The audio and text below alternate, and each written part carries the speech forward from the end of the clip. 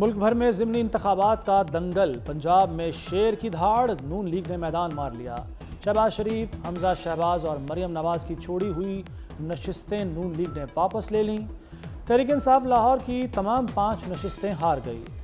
سندھ میں تیر چل گیا، پیپلز پارٹی نے NA 196 شہداد کوٹ کی نشست دوبارہ حاصل کر لی۔ بلوچستان میں بھی نون لیگ اور خیبر پختونخوا میں سنی اتحاد کونسل کا پلڑا بھاری۔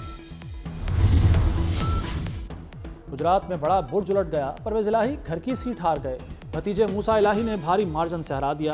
PP 158 لاہور سے مونس الہی کو شکست۔ NA 119 میں نون لیگ کے علی پرویز ملک کامیاب۔ شیخو پورہ میں وفاقی وزیر رانا تنویر حسین کے بھائی رانا افضال حسین نے میدان مار لیا۔ PP 54 ناروال میں نون لیگ کے احمد اقبال کو کامیابی۔ وزیر آباد سے لیگی امیدوار عدنان افضل چٹھا فاتح قرار۔ بھکر سے نون لیگ کے سعید اکبر نوانی جیت گئے۔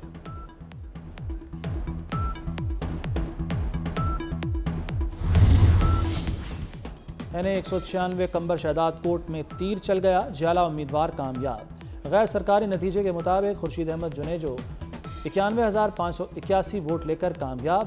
لسبیلا میں جام کمال کی چھوڑی نشست پر لیگی امیدوار کامیاب۔ زرین مکسی نے 77,000 ووٹ لے کر میدان مار لیا۔ PB 20 خزدار میں BNP امیدوار میر جہاں زیب مینگل جیت گئے۔ NA 44 DI خان پر علی امین گنڈاپور کی چھوڑی ہوئی نشست پر ان کا بھائی کامیاب۔ فیصل امین گنڈاپور 56,995 ووٹ لے کر جیت گئے۔ باجوڑ میں PTI کو زوردار جھٹکا، آزاد امیدوار نے میدان مار لیا۔ سنی اتحاد کونسل کے گل ظفر خان ہار گئے۔ PK 91 کوہاٹ میں سنی اتحاد کونسل کے داؤد آفریدی کامیاب۔ آزاد امیدوار امتیاز شاہد قریشی دوسرے نمبر پر رہے۔ عوام نے ایک بار پھر نون لیگ پر اعتماد کا اظہار کر دیا، تحریک انصاف کا بیانیہ مسترد کر دیا۔ وزیر اطلاعات عطا تارڑ کا کہنا ہے گھر سے نہ نکلنے والے PTI ووٹر نے ثابت کر دیا کہ وہ مایوس ہو چکے۔ جیل سے جھوٹے بیانات دے کر ملکی ساکھ کو نقصان پہنچایا جاتا ہے۔ حکومت نے سنجیدگی کے ساتھ معاشی مسائل کے حل کے لیے اقدامات کیے، حالات کو بہتر کر کے عوام کے اعتماد پر پورا اتریں گے۔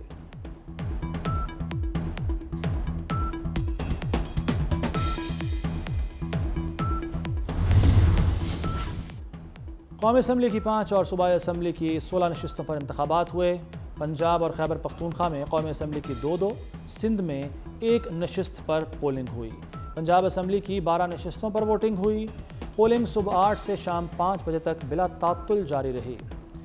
پولنگ کے دوران سیکیورٹی کے سخت انتظامات، پولیس کی بھاری نفری تعینات، فوج اور رینجرز بھی مدد کے لیے دستیاب رہیں۔ دفعہ 144 نفاذ کے تحت مختلف شہروں میں موبائل فون اور انٹرنیٹ سروس جزوی معطل رہی۔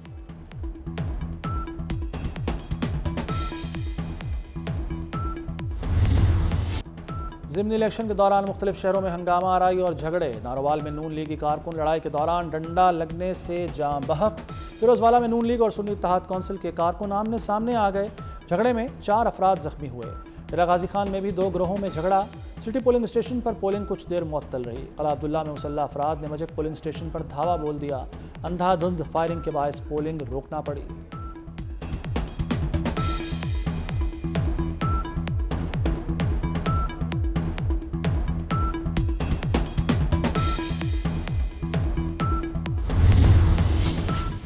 ضمنی انتخابات کی سب سے بڑی کوریج 24 نیوز پر۔ ہر صوبے کے ہر حلقے میں نمائندے، تمام پولنگ اسٹیشن کی تازہ ترین صورتحال، پولنگ کا آغاز ہو یا اختتام، دنگا فساد ہو یا کوئی اور خبر، لمحہ بلمحہ آگاہ رکھا۔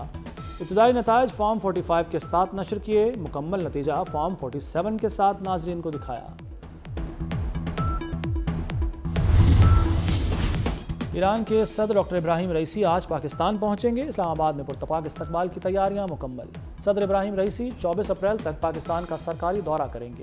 عام انتخابات کے بعد کسی بھی سربراہ مملکت میں پاکستان کا یہ پہلا دورہ ہوگا۔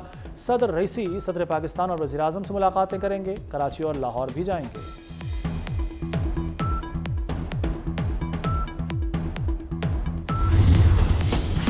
ڈیرہ اسماعیل خان میں پھر دہشت گردی، یاک ٹول پلازا کے قریب فائرنگ، 3 کسٹمز اہلکار شہید۔ انسپکٹر حسنین، کانسٹیبل زیاد جدون اور ملازم محمد عامر شہداء میں شامل۔ وزیر داخلہ محسن نقوی کی واقعے کی مذمت، اہلکاروں کی شہادت پر دکھ اور افسوس کا اظہار۔ کہا شہداء کی عظیم قربانیاں رائیگاں نہیں جائیں گی، دہشت گردی کے خاتمے کے لیے قوم پرعزم ہے۔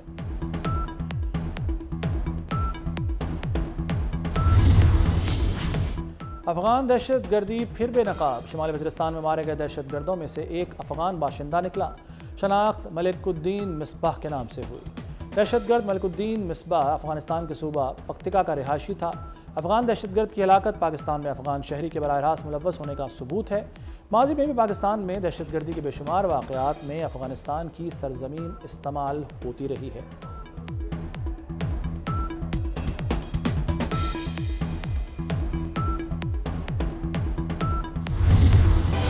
غزہ میں اسرائیلی فورسز کی دہشت گردی جاری، 7 اکتوبر سے جاری حملوں میں شہداء کی مجموعی تعداد 34,000 سے تجاوز کر گئی۔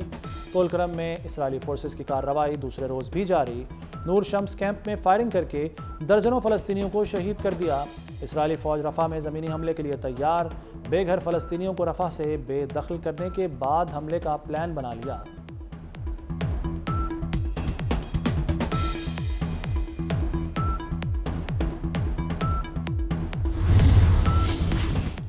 مظلوم فلسطینیوں کے لیے امدادی سامان کی ترسیل جاری، پاکستان سے امدادی سامان کی 8ویں کھیپ روانہ۔ فلسطینی سفیر NDMA وزارت خارجہ کے حکام نے سامان کراچی سے روانہ کیا۔ 350 ٹن امدادی سامان بحری جہاز سے مصر کی سید پورٹ پہنچے گا۔ پاکستان کی جانب سے مجموعی طور پر 630 ٹن سامان روانہ کیا جا چکا ہے۔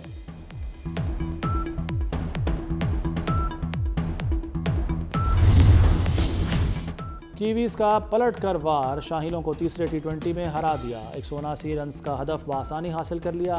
مارک چیپمن کی جارحانہ اننگز، 42 گیندوں پر 87 رنز بنائے، مار کر بولرز کا بھرکس نکال دیا۔ 5 میچز کی سیریز 1-1 سے برابر۔ نے ایک بورڈ بنایا احسان اللہ کا کہ وہ اس ٹائم PCB کے خرچے پہ ٹریٹمنٹ کے لیے لنڈن میں موجود ہے۔ ان کو یہی بولا ہے کہ اگر اس کو علاج کے لیے امریکہ بھی بھیجنا ہے تو ہم بھیجیں گے۔ اس ٹائم پہ اعظم خان کی بھی انجری چل رہی ہے، اس کا بھی ٹریٹمنٹ میں خود مانیٹر کر رہا ہوں کہ وہ جلد از جلد ٹھیک ہو تاکہ اگلی آنے والی سیریز میں بیکاز اس کی ریپلیسمنٹ کل رات ہو گئی ہے۔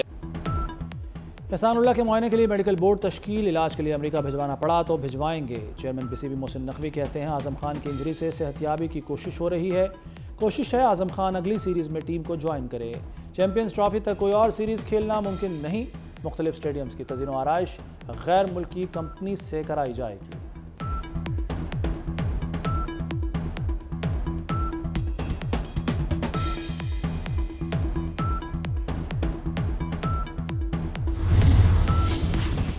کپتان ندا ڈار کی ون ڈے انٹرنیشنل میچوں میں 100 وکٹیں مکمل، of spinner Nida Dar 100 one day international وکٹیں حاصل کرنے والی دوسری پاکستانی خاتون کرکٹر بن گئیں۔